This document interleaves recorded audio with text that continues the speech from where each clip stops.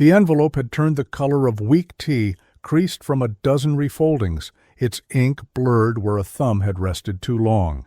It lay tucked beneath a floorboard in Barrack 9, its paper trembling from the footfalls of marching boots overhead.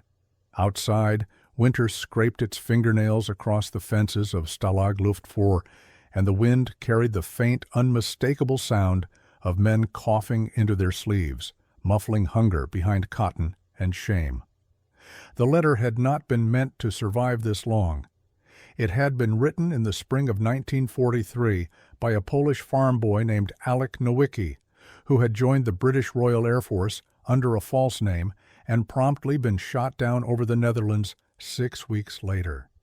It was addressed to no one in particular, a habit of men who had outlived their family trees. But it contained a drawing, a crude map scratched into the margin with coal-black pencil. Forest here, train yard there, a road but no trucks, not anymore. What Alec hadn't known, what he couldn't have, was that the letter would vanish in the chaos of a barrack inspection, only to resurface 18 months later in the pocket of a prisoner named Paul Strasser. And what followed would not only shake the order of one of the Reich's most controlled prison camps, it would humiliate an SS major so publicly that his name would be scrubbed from certain post-war records. But that part comes later. For now it's the dead of January 1945. The war is entering its final carnivorous phase, and men like Strasser, prisoner number 31128, are busy surviving one mouthful of gruel at a time. Strasser was a strange fit for the prison uniform. At 42, he was older than most men in Stalag Luft IV. His graying beard was cropped to regulation length, but his hands were the giveaway, pale, soft, ink-stained, a translator, a teacher before that. Austrian by birth, but with Czech and German blood, and the accent to blur the lines, the Wehrmacht had declared him unreliable, and by the time he was caught funneling information to Allied airmen through the Swiss border, there was little ambiguity about what side he'd chosen. He never explained why he did it, not even when the interrogators beat him with a belt and asked the same question in 5 languages. Strasser spent his days now stitching boots for the guards, watching snow pile up at the edge of the compound, where barbed wire met birch. He had long since stopped counting the days. The Red Army was rumored to be pushing westward, but rumors were like rats in Stalag Luft IV, everywhere, mostly harmless and never to be trusted with your bread. Then, on the second Monday of January, a routine search in Barrack 9 upended everything. A Czech prisoner named Milan Havel had been caught with extra firewood, not unusual and not serious. The guards performed a retaliatory inspection. They overturned cots, smashed crates, kicked open floorboards looking for contraband tobacco, and makeshift radios.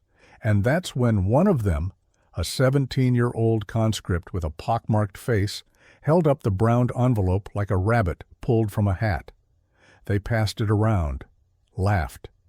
But instead of tossing it in the fire barrel, the officer in charge, Unterfeldwebel Schultz, pocketed it for later. He never got the chance to read it. That night, the envelope vanished. Strasser found it 2 days later, during a sewage pit detail behind the medical barracks. The guards had dropped it, most likely. He recognized the paper first. Thin army issue. Then, the handwriting. Not from someone he knew, but familiar in rhythm. Angled like an English speaker trying to write in German. The name on the inside, Alek Nowicki. But it wasn't the letter's content that made Strasser's pulse quicken beneath his coat. It was the map. Not a perfect map, but a map nonetheless. And it did not resemble the layout of Stalag Luft IV.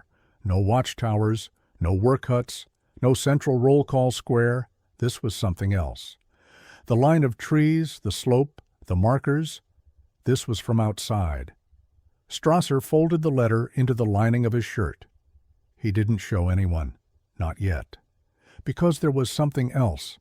Something Alec had drawn that didn't make sense until Strasser remembered a rumor from the year before, that beneath a disused warehouse at the edge of the outer compound, a building no longer guarded, there had once been a train platform, covered, hidden, accessible only from inside.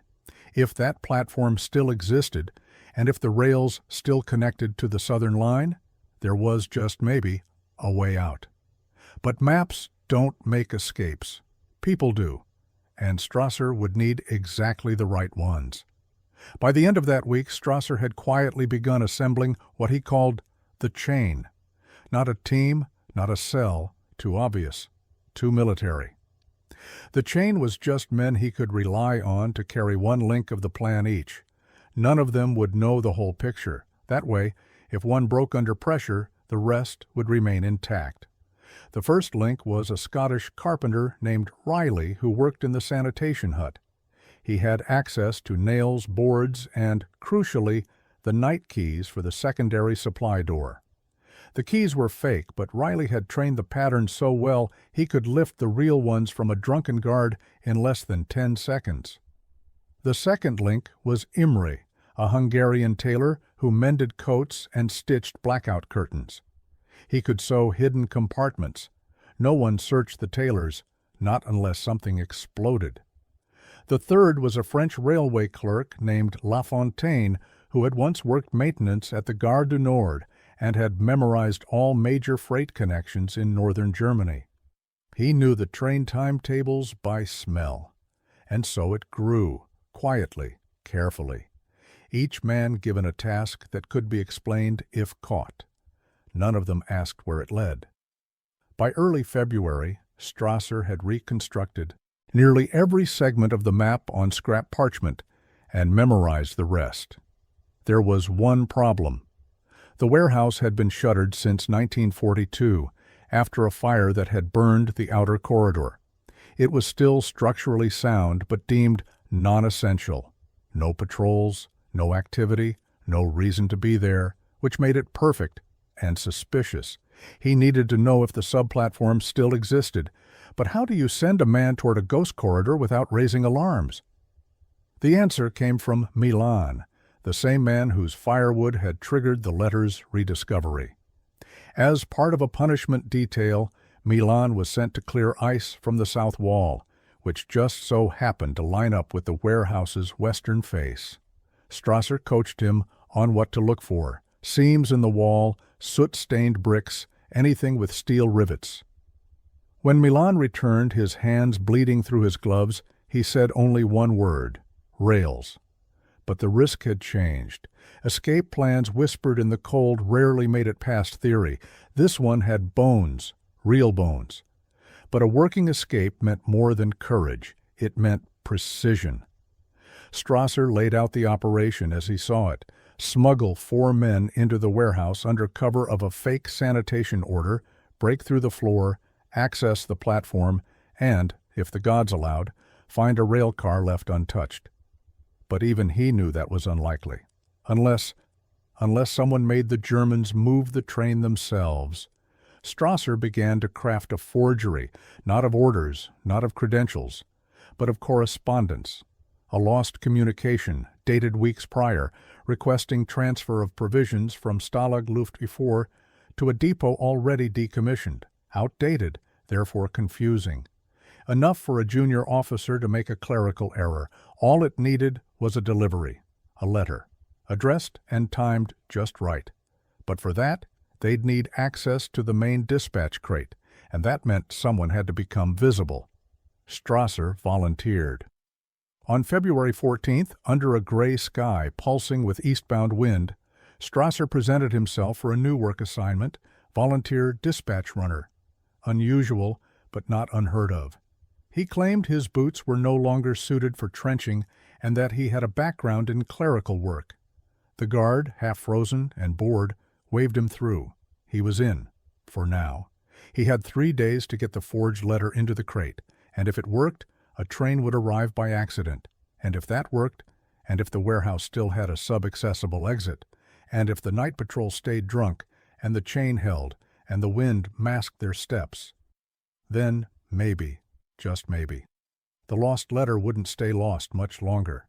The snow outside Stalag Luft IV had turned from powder to ice, hardening the world into silence. The kind of silence that could break men. Strasser had grown used to that quiet. The frozen mornings when even the guards' voices sounded brittle, when men coughed into the same corner of the barrack because breath hung in the air like fog and never seemed to leave. But this silence was different. It was expectant, watching, waiting.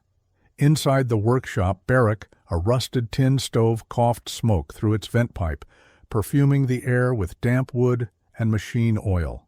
Strasser stood at the table beneath the one unbroken lamp. Spread before him were the materials that could get them all killed. A sliver of official paper bearing the Reich's eagle stamp, stolen from the infirmary office, a stub of pencil, and the letter he had written the night before, the one that would need to look so unremarkable that no one would ever think to read it twice. The letter was addressed to Depot Commander Lübeck Supply Sector, written in clipped bureaucratic phrasing. It ordered the temporary transfer of non-essential freight from Holding Area Delta to Supply Junction 11B, signed with the initials HB, conveniently matching an SS quartermaster's name, Strasser, had seen once on a manifest. It was both perfect and absurd. The depot had been bombed 8 months earlier. The junction no longer existed, but the tone was pure German administration, confident, efficient, certain. That, he knew, was the genius of bureaucracy. Even its ghosts carried authority. He folded the page twice, slipped it into a reused envelope marked Provisions Priority, and sealed it with a dab of soap wax melted from a guard's candle stub. By the time the morning siren wailed across the compound, Strasser was already out the door, the letter tucked beneath his sleeve, his breath hanging in white clouds that disappeared into the barbed horizon. The camp's dispatch station was nothing more than a wooden shack wedged beside the outer gate. Its window panes were glazed with frost, and the inside smelled of tobacco, leather, and stale beer. A single guard, Feldwebel Kraus, handled outgoing correspondence, stacking letters from officers and requisition forms for supplies. He was broad, perpetually flushed, and proud of his post, a petty dictator presiding over an empire of paper. Strasser had watched him for 3 days. He knew his rhythm, a cigarette every hour, schnapps at noon, and a nap disguised as ledger work between 2 and 3 p.m. That was his window. He arrived carrying a small crate of boots for inventory return, his face neutral, posture obedient. Kraus glanced up, irritated by the interruption, and waved him toward the far corner where the dispatch chest sat open. "Put them there, and don't touch anything else," Kraus barked. Strasser nodded, heart steady but eyes sharp. He set the crate down, shuffled papers to disguise his reach, and with the precision of a man threading a needle, slipped the forged envelope halfway into the stack of outgoing mail, third from the top. The motion was invisible beneath the clatter of his boots. He left without a word. Outside, the air struck like glass. He exhaled and counted to 10, slow and deliberate. Then he walked back toward the barracks, boots crunching over frozen mud. If all went according to plan, the letter would leave with the next courier truck bound for the nearest railway station. And if the gods had any sense of irony, a train would soon come where none had any business coming. 2 days passed before the first sign. The prisoners had just finished evening roll call when a distant whistle cut through the night, sharp, mechanical, out of place. Men froze mid-step. Conversation stopped. Even the guards turned toward the southern line where the sound had come from. No train had run through Stalag Luft IV in over a year. Lights appeared on the horizon an hour later, faint at first, then growing brighter, as if reality itself were returning to the rails. By the time the engine rolled past the fence, steam hissing into the frozen dark, the guards had scrambled to intercept it.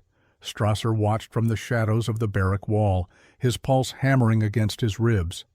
The locomotive bore no markings, a supply engine, probably redirected. Confused shouts echoed near the warehouse, men demanding papers, signatures, authority. Then, miraculously, the train began to back into the covered track behind the disused building. Exactly where Alec Nowicki's map had led. The plan was no longer theory. It was now movement, steel and fire, and chance converging into a single, impossible window, but they had to act fast. Within hours, the error would be discovered, and when it was, there would be no mercy. The next morning, Strasser summoned the chain.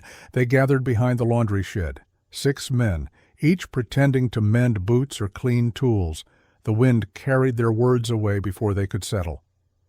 The train arrived, Strasser whispered, his tone even.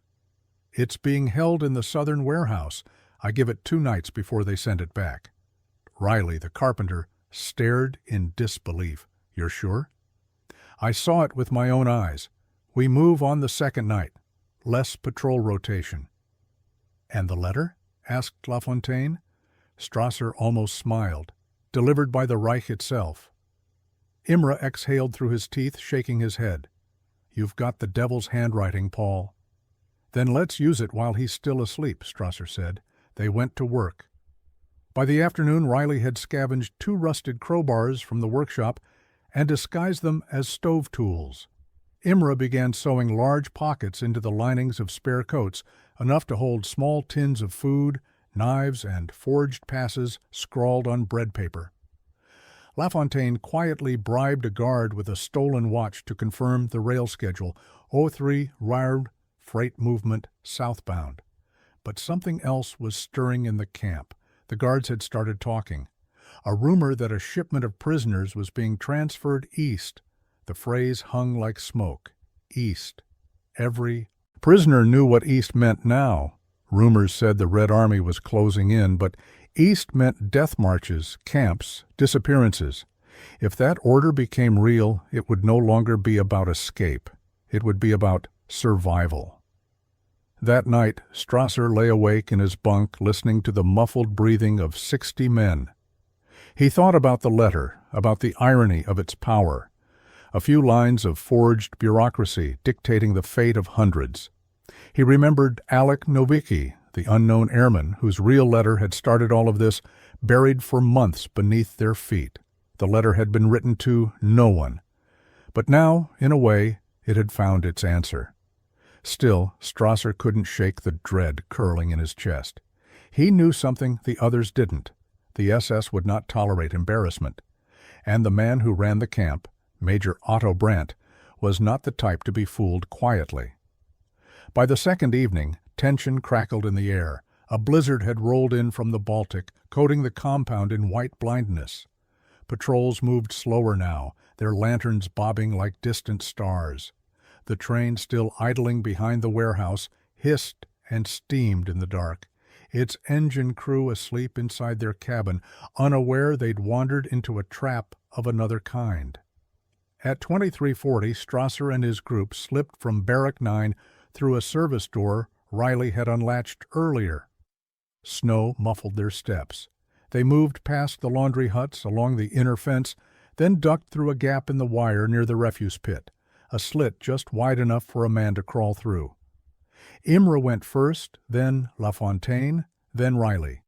Strasser last, sealing the wire behind them.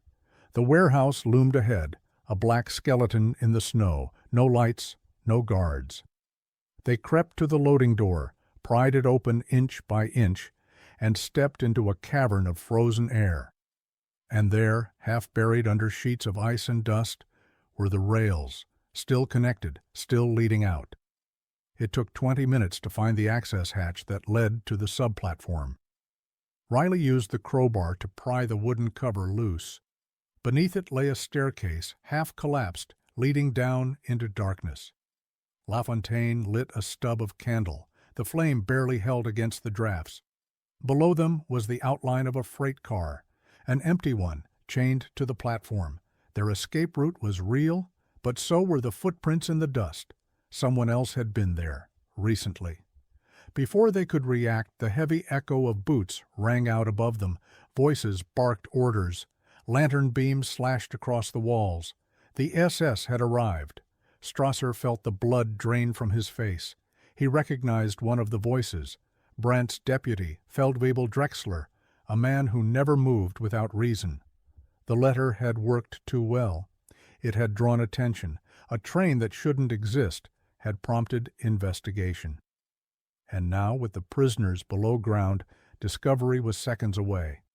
Strasser whispered, "Down. Stay. Down." The men pressed against the walls as light swept the upper floor. The hatch above them creaked. Shadows moved. Then, miraculously, a voice above said, "Nothing here. Must be a routing error." The boots receded. They were alive. For now. Strasser waited until the footsteps vanished entirely. Then he turned to his men, eyes burning in the dim light. "Tomorrow night," he said. "No more waiting." He climbed the stairs halfway, peering through a crack at the empty warehouse. The letter had done its job, but it had also lit a fuse. The Germans would investigate the next day, trace the error, and when they did, the train would be gone. They had less than 24 hours. Strasser looked back at the others and nodded once. "Tomorrow night," he repeated. And then the candle went out. The morning of February 17th arrived beneath a pale, unforgiving sky. The camp stirred awake under a crust of snow, its silence broken only by the squeal of frozen hinges and the cough of men whose lungs had forgotten warmth. Somewhere in the distance a crow called, harsh, metallic, as if mocking the living. Inside Barrack 9, Strasser sat on the edge of his bunk, his hands clasped around a tin mug of black water. He wasn't drinking it. He was counting seconds between guard whistles outside, cataloging movement. The rhythm had shifted. Patrols were more frequent now, every 12 minutes, not 15. The SS was tightening its net. Word had spread fast. The mysterious train by the warehouse had become a spectacle. Guards gossiped about it, officers barked for explanations, and Major Otto Brandt had been seen inspecting the site personally the night before. His greatcoat flaring in the lamplight, his temper sharp enough to cut through the cold. By dawn, Strasser knew one thing with certainty: their window was closing. He poured the water onto the floor, rose slowly, and whispered to himself in Czech, a phrase his mother used to say when the future looked bleak. "There's still a way through the fire." He didn't yet know if he believed her. The escape plan had been rebuilt overnight. No more rehearsals. No waiting for clean conditions. The storm had passed, leaving an eerie calm, perfect for sound to travel, terrible for stealth, but there would be no better time. At noon, Strasser convened the chain behind the latrine wall, the smell masking their whispers. Riley spoke first, his voice low but edged. "Patrols are up. Drexler's walking the south side twice an hour. He's sniffing something." Strasser nodded. "He's sniffing the letter. He'll find the discrepancy by tomorrow morning. We move tonight, early." Lafontaine, ever the realist, frowned. "And what then? Even if we reach the train, the gate's locked, and the yard's under guard." "Not at night," said Strasser. "The driver and engineer sleep in the cabin. They're civilians, conscripts. They don't check. Manifests at night. If we get into the freight car, and if the train leaves at 03, it'll take us at least 12 kilometers before anyone knows." Imre crossed himself. "If." Strasser looked at each man in turn. Riley, Lafontaine, Imre, Milan, and two others they'd brought into the chain at the last minute, brothers from Krakow who had worked in the boiler house. Every face showed the same mix of hunger and dread. "This isn't about getting out clean," Strasser said. "This is about not dying here." He didn't need to say more. They understood. By 18 the plan was set in motion. Riley feigned a back injury to excuse himself from roll call, earning a half-hearted beating and a pass to remain near the workshop. Lafontaine managed to accidentally drop a crate of potatoes by the southern gate, which bought him proximity. Imre had finished sewing the coats, each lined with scraps of parchment, maps, and the forged travel passes marked with fading SS seals. But Strasser's task was the most delicate. He had to secure distraction. For that, he turned to the one man in camp with access to noise, the Russian prisoner known only as Volkov. Volkov worked in the engine shed, a broad-shouldered man with eyes the color of wet coal and a temperament that bordered on suicidal. He had once tried to attack a guard with a spade, earning himself 3 days without food, but he still had access to fuel and to matches. Strasser found him sharpening a wrench in the corner of the shed, humming a funeral tune. "I need smoke," Strasser said quietly, "enough to draw them north for 10 minutes." Volkov didn't ask why. He simply stopped sharpening, looked up with slow curiosity, and nodded. "How big?" "Big enough to make Brandt curse." Volkov smiled, a cracked, joyless thing. "Then big enough to make God notice." That night, the wind carried the smell of kerosene before the first flame even appeared. At 22:45, a dull boom rolled through the camp like thunder, then another. Smoke began curling from the engine shed, oily, black, impossible to mistake. Alarms followed. Guards shouted. Sirens wailed. The compound erupted in confusion as officers ran north to assess the fire. Prisoners poured from the barracks under, shouted orders. No one noticed 6 men slip from behind the latrine, crouch low, and sprint across the frozen field toward the dark outline of the southern warehouse. Strasser led them, heart pounding in his ears. Each breath was a knife. The snow bit at their ankles.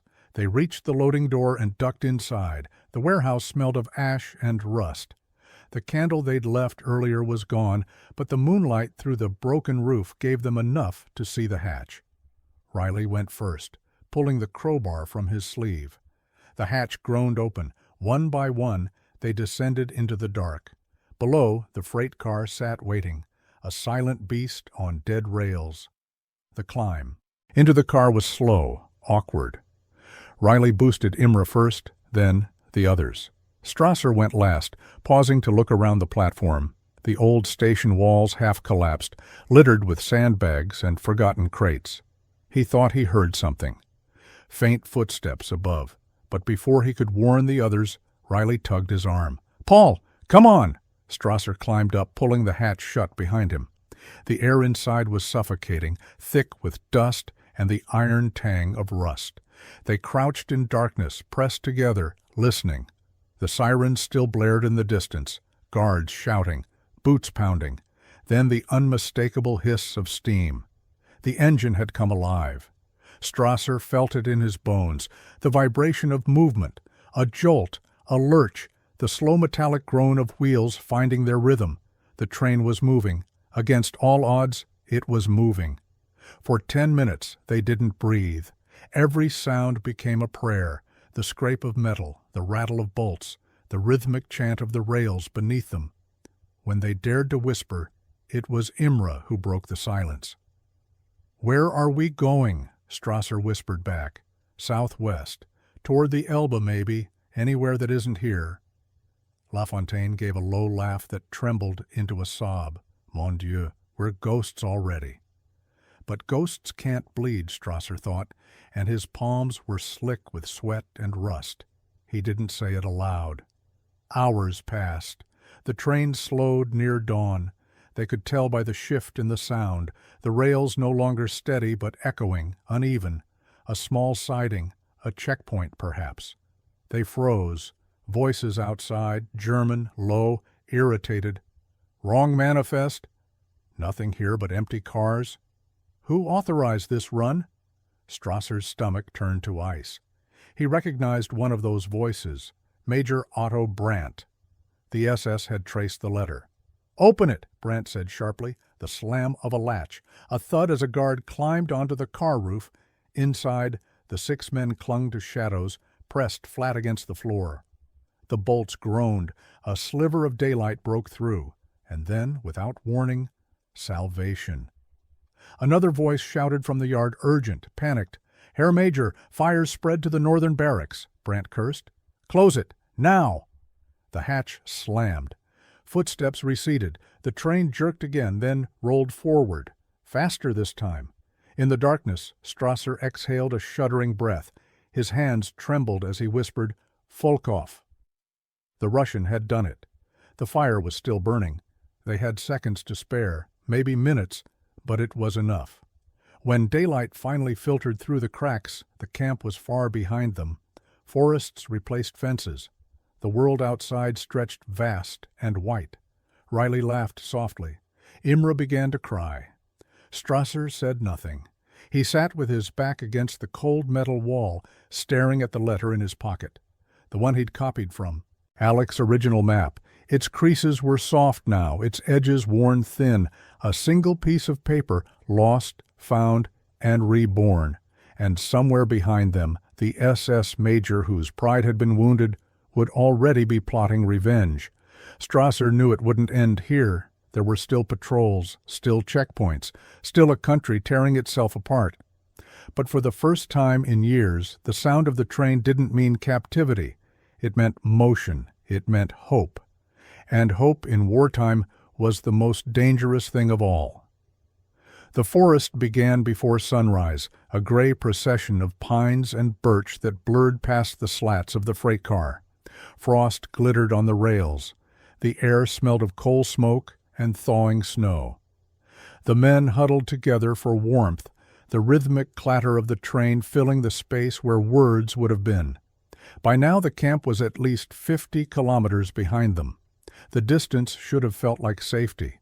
Instead, it felt like borrowed time. Strasser sat near the hatch, counting the seconds between each whistle. The pattern meant something. A change in elevation, a slope toward a river valley. His fingers traced the folded map in his pocket, as if its creases could tell him what waited beyond the next bend. Every mile they covered was a stolen truth, a small defiance against the order that had tried to erase them. But he knew it wouldn't last. The letter had embarrassed the SS. That humiliation would demand a spectacle. He had seen it before, the way the regime covered mistakes with executions. At noon, the train slowed. The sound of brakes shrieked against steel, then settled into a stop that felt too deliberate. The men went still. Outside, muffled voices, boots on gravel. A door slammed somewhere near the engine, then silence again. Lafontaine pressed his ear to the wall. They're talking. Maybe a checkpoint. Riley gripped the crowbar like a weapon. If they open this car, we fight. No, Strasser whispered. If they open this car, we vanish. He gestured toward the far end, where a small air vent sat rusted but loose. We drop through the vent when they open. We scatter into the trees. No noise, no shouting, just gone. The others nodded, though none of them looked convinced. Then, unexpectedly, the train lurched forward again, slower but steady. Riley exhaled. They didn't check. Strasser didn't answer. He had a creeping suspicion why. By late afternoon, the terrain began to shift. The forest gave way to open farmland, fields of snow with dark lines of hedges and ruined barns. The car's slats let in more light now, enough to see the men's faces clearly. Sunken cheeks, cracked lips, eyes rimmed with exhaustion and disbelief. Imre muttered a prayer in Hungarian. Milan tapped his knee in rhythm, a nervous tick. Strasser studied them quietly. Each man had already outlived the odds. But he knew endurance wasn't infinite. He pressed his hand against the wall, cold steel trembling faintly from the rails, and realized something. The vibration had changed. Not the steady cadence of an express line. Slower, uneven. They were being diverted.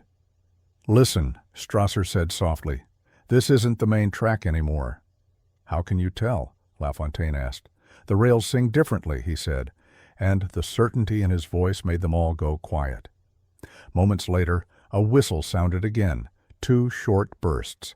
Then the train began to climb a grade. Riley frowned. "You think they know?" Strasser didn't answer. He was listening. To the faint sound of dogs in the distance. When night fell, they decided. They couldn't risk waiting until the next stop. If they were being rerouted, it meant discovery, or worse, a return trip. Strasser pulled the letter map from his coat, unfolded it on the floor of the car, and studied it by the light of LaFontaine's match. "This bend here," he whispered. "If we're still near the Oder, the train curves west before crossing the bridge. That's forest on the right side. If we jump before the bridge, we have cover. After that, open plains." "Jump?" Imra's voice cracked. "At full speed?"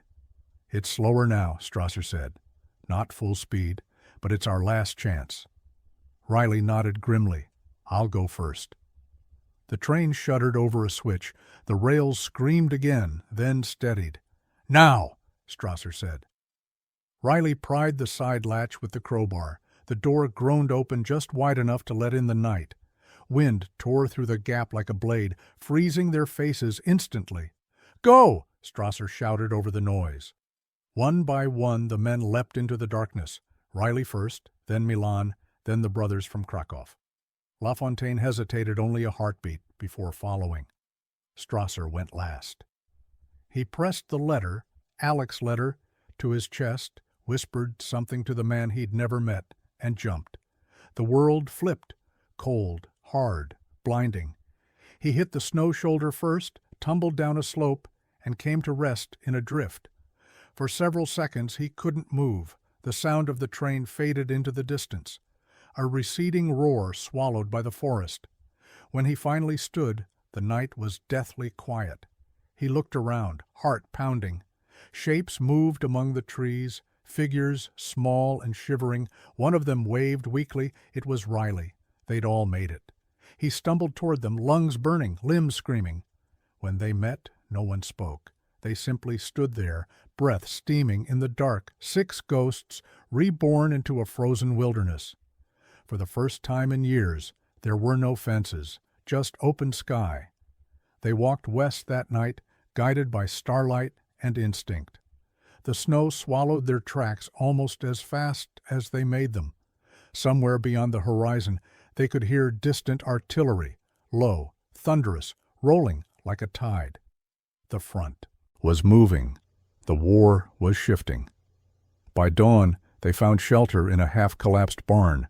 Straw still clung to the rafters. The air inside was thick with rot, but it was dry, and for the first time in weeks, they dared to sleep. Strasser woke to the sound of Riley coughing beside him. "How far you think we got?" Riley asked hoarsely. "Far enough," Strasser said. "If they catch us now, it won't matter. The Reich's collapsing. The Red Army's weeks away." Riley gave a bitter smile. "So we escaped one war just to walk into another." Strasser didn't answer. He looked down at the letter. The paper worn thin, its ink nearly vanished. He smoothed it against his knee. There was something he hadn't told the others. The signature on the original letter, Alec Nowicki, had been dated April 1943. The camp had opened in August that same year. That meant Alec's map had been drawn months before the camp existed. The warehouse had been built over an old freight junction. Alec's sketch had been of the rail network itself. By losing his letter, he had accidentally marked the only unguarded exit left in the system. A lost message from a dead man had saved 6 lives. By the 3rd day, the men were weak from hunger but still moving. They scavenged from abandoned farms, melted snow in tin cups, and used bits of wire as snares. Imre began limping badly. His foot had swollen. Frostbite, maybe infection. They tore strips from their coats to bind it. LaFontaine began muttering to himself about Paris. Milan stopped answering when spoken to. It was Strasser who kept them together, his voice calm, measured, like a teacher guiding restless pupils through the dark. When they crossed a frozen stream that night, he paused mid-step. The moonlight revealed something etched into the ice, faint tire tracks, fresh. "Trucks," he whispered. They dropped flat, crawling to the embankment. From the ridge above they could see a convoy moving east. 3 vehicles, black crosses on their doors. Riley squinted. "SS?" "Brandt's men," Strasser said. As if summoned by the thought, He saw it, the white scarf, unmistakable even at distance. Major Otto Brandt stood in the lead truck, his gloved hand raised as he barked orders to the driver. The search had begun. They didn't move for hours, not until the sound of engines had faded into the trees. When they finally stood, Strasser looked back once at the tire tracks glowing under moonlight. "Tomorrow," he said quietly, "we cross the river. After that, it's Poland." Riley shivered. "And then?" "Then we stop running." He said it softly, but even as the words left his mouth, he knew it wasn't true. Somewhere behind them, the Reich still had breath enough for revenge, and the man they had humiliated, the SS officer whose camp had been breached by a single forged letter, would not rest until that shame was burned away in blood. Strasser turned his collar up against the wind, folded the letter one last time, and led his men into the darkness of the trees. The snow began to melt by the time they reached the village. It was a nameless place, just a scattering of cottages with soot-stained chimneys and crooked fences, nestled beside the bend of the Oder. Chickens wandered the muddy road. A church steeple leaned sideways, as if bowing to the weight of what the past 6 years had done. They hadn't spoken much in the final stretch. Hunger dulled conversation. Fatigue made silence easier to share. Only Strasser kept watching the horizon, waiting for the sound of engines, for the sudden crack of a rifle. They passed through the village without stopping. Not one curtain moved. The people inside had learned long ago that silence was safer than sympathy. But one child, a girl with bare feet and a wool scarf too big for her head, pointed as they walked past. She said nothing, just pointed to the west. Strasser raised a hand in silent thanks. Then they followed the road she'd indicated. That evening they reached the river crossing. The ice had thinned, but a rowboat remained tied to a tree stump on the near shore. They stood in the fading light, debating whether it was a trap, until Riley simply walked to it and began untying the rope. "No guards," he said. "No gunfire. I say we stop questioning miracles." Strasser helped him push off, and soon they were drifting into the current. LaFontaine bailed water with his hands. Imre shivered uncontrollably, but he smiled for the first time in days. Halfway across, Strasser looked back. The village was a blur. The forest behind it had swallowed their path. He let the letter fall from his pocket. It fluttered once, caught the breeze, and landed in the river like a leaf. No one asked why. They made it to Polish soil 2 days later. A Red Army patrol picked them up near Szczecin, suspicious at first, until one of the soldiers noticed Imre's frost-bitten foot and offered him vodka. The Soviets took their names, asked no questions, and told them to wait. For 3 weeks they were held in a barn-turned processing center, fed black bread and cabbage soup, interrogated once, then left alone. By April, word arrived the war was almost over. Germany was breaking apart. And Stalag Luft IV had been evacuated. Paul Strasser never returned to Austria. After the war, he was offered a teaching position in Krakow, a quiet life among books and chalkboards. He took it. He never remarried, never spoke publicly about what happened. But on the final page of every term's syllabus, in faded type, he left a line: "History does not forget. It only waits for the right witness." Riley went back to Belfast, where he opened a cobbler's shop. He never touched a crowbar again. LaFontaine wrote train schedules for the French Rail Authority. People said he never boarded another locomotive in his life. Imre lost 3 toes, but survived. He lived until 1972 in Budapest, where he taught his grandchildren how to sew. Milan, the Czech prisoner who once sparked the letter's rediscovery with a fistful of firewood, disappeared after the war. No records, no grave. Some say he changed his name. Others say he crossed the ocean. And what of Major Otto Brandt? He survived the war.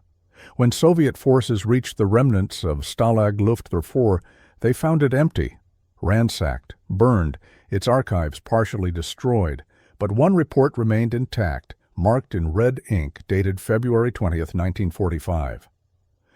Unauthorized freight movement, suspected prisoner escape, investigate forged correspondence, reprimand dispatch station. Further embarrassment will not be tolerated. Signed, Major Otto Brandt, SS. The Allies never caught him, but historians would note the irony that the most meticulously run Luftkamp in eastern Germany had been breached, not by violence, not by weapons, but by a single envelope, a letter lost, then found, then forged, then followed, a ghost on paper, a mistake that rewrote 6 lives and stained the name of a man who believed the Reich could never be fooled. In 1978, a museum curator in Berlin received an anonymous package. Inside was a weathered wool coat with a sewn-in map fragment and a note that simply read, "6 men rode one lie to freedom." This was the truth stitched into it. The coat now hangs in a glass case. Next to it, a rusted crowbar, and beside that, a letter, browned, creased, half-faded, signed Alec Nowicki. If this story moved you, subscribe for more real-life historical journeys like this one.